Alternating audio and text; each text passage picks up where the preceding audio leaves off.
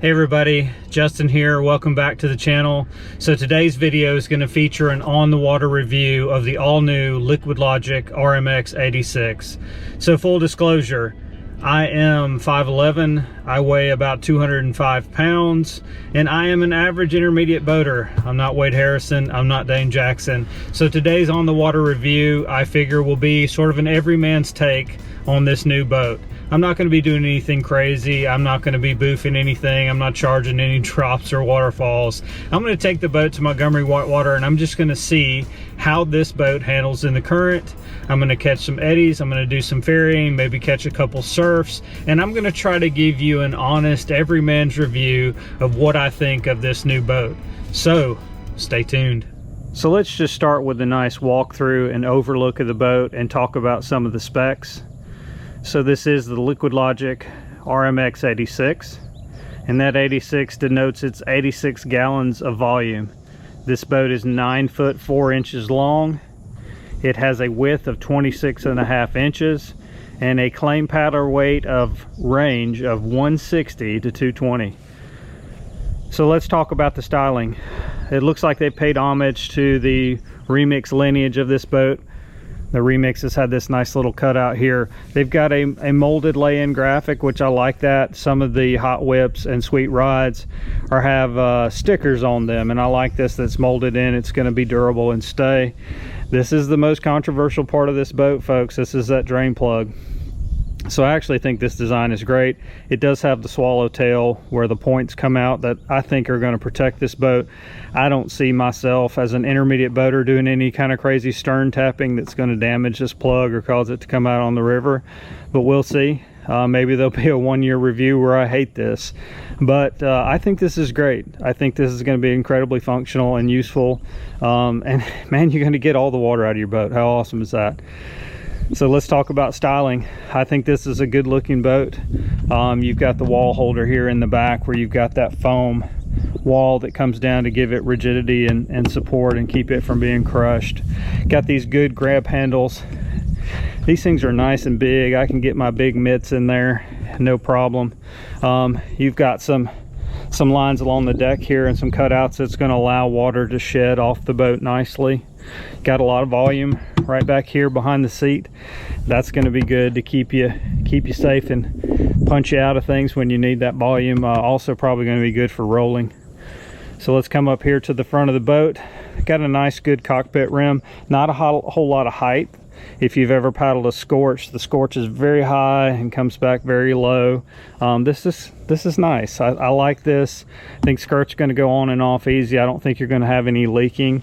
I did paddle a Scorch and I would have some water that would come in right here when I rolled and stuff. I could actually feel it coming in, and I think it was just that height drop down of the Scorch cockpit. Nice LiquidLogic molded in graphics here. Got a wall holder again for that foam pillar that goes in. Good grab handles up front. Got some good styling. I think this is a good looking boat. This should serve to shed water off this bow when you do sub it out, when you punch something. It's got some good rocker to it, but this boat is really narrow. It's a really narrow boat as compared to like the Nirvana or the Scorch. All right, so as you can see, we've got the boat flipped over. Just want to take a quick look at the hull. There's not a whole lot to see here. Just these wonderful edges. So as you come back on the bow of the boat, somewhere right here you start to feel that edge engage. They've run it out a pretty good bit, but this edge does run the entire length of the boat, and it's pretty nice because it comes all the way back here to this tail. So I'm very curious to get this thing on the water today to see how those edges engage, how they behave, see what I think about them. These aren't as aggressive as, let's say, a Scorch edge, but it looks a little edgier than the Code. I do like the fact that they do feel kind of tucked. I think this boat will do well here in the southeast where I live in terms of not grabbing or hanging up on rocks. I think this is going to be a fun boat to paddle. I'm really interested to see this new direction that LiquidLogic has taken with this boat. Okay guys, time to get this on the water. All right, I'm here at Montgomery Whitewater. My apologies for the noise at the pump house over there. Let's see how this boat does in flat water. Seems to track really well. Man, that narrow bow allows you to get some vertical strokes in easy. Let's see how she rolls.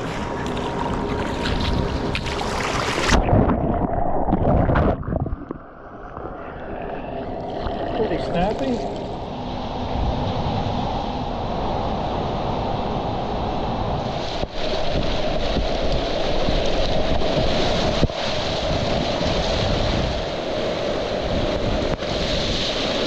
Good job, brother, good job. All right, show me a good peel out right here.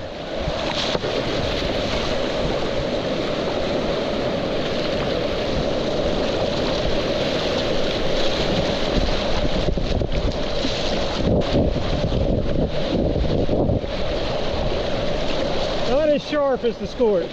What? Not as sharp as the Scorch. Oh, with eddies? Yeah.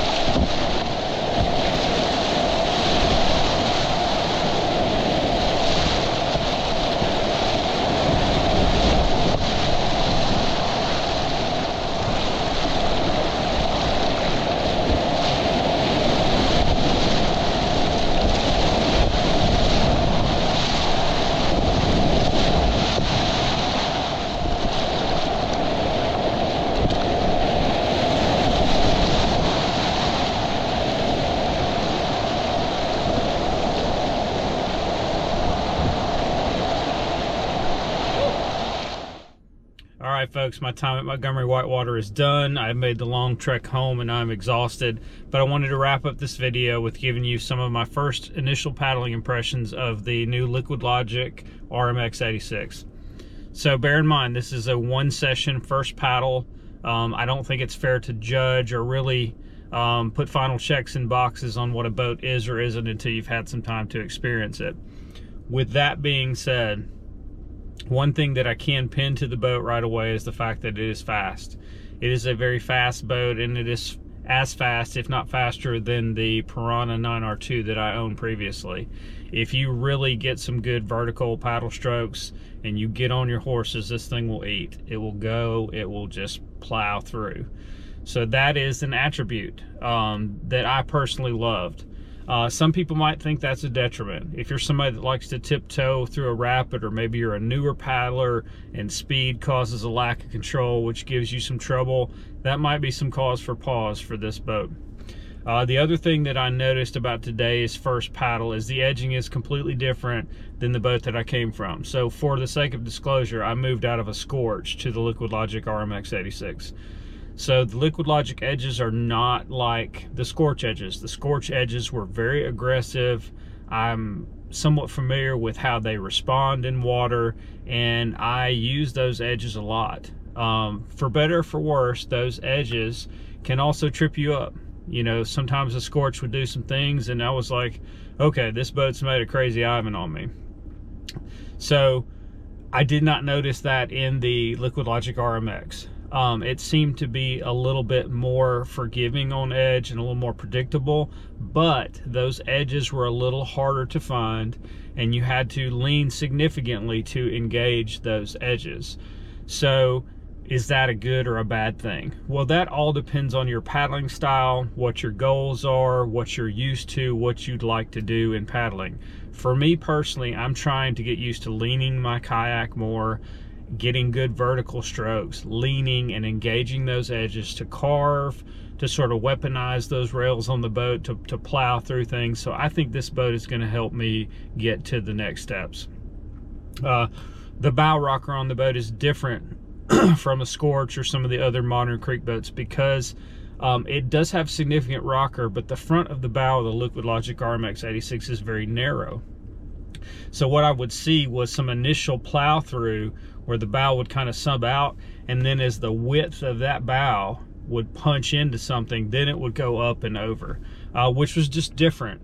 Is that better or worse? I don't know. That depends on you. I did get some water shots to the face. I don't know, I kind of like that. I kind of like engaging the water in that way. If you do want a high and dry ride, this boat may be a little different for you. That may not be the experience that you have if you paddle this boat.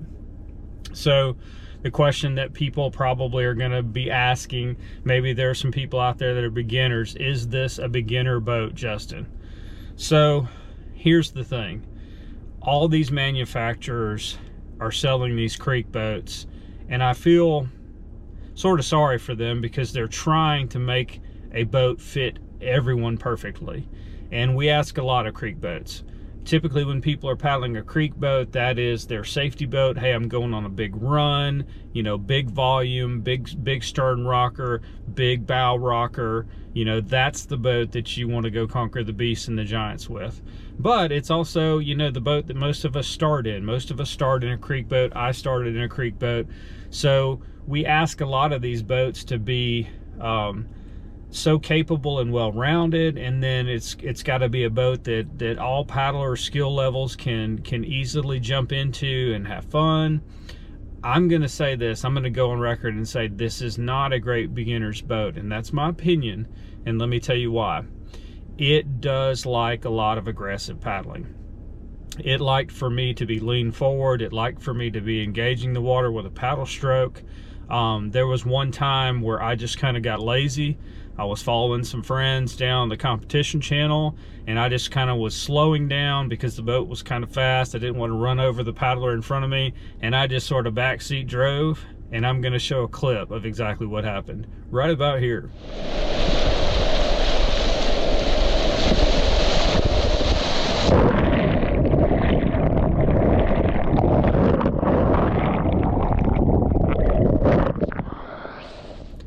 So yeah, I didn't really get up on edge like I should have coming down that drop. I got pushed left. I took a wonky paddle stroke, hit one of the little blue blocks, and I was upside down. So for that reason, I don't think this boat is that beginner friendly, because if you are not really actively paddling, which, let's be honest, a lot of new paddlers are timid. They take these little hummingbird strokes. When they go over a drop or the slightest rapid in the water, they put their hands up and paddle up. And I don't think this boat is going to reward you when you do that. As a matter of fact, the video clip that I just showed you is that it actually will punish you if you're lazy, or if you're just backseat driving the boat. So take that with a grain of salt as my opinion. I'm excited to get this boat back on the water and do some more paddling in it and kind of get some more impressions and some more feel of what it can and can't do. So stay tuned, guys. Thanks for watching. I hope this video was helpful and I hope you enjoyed it. Make sure to hit that like and subscribe button. Thanks, guys.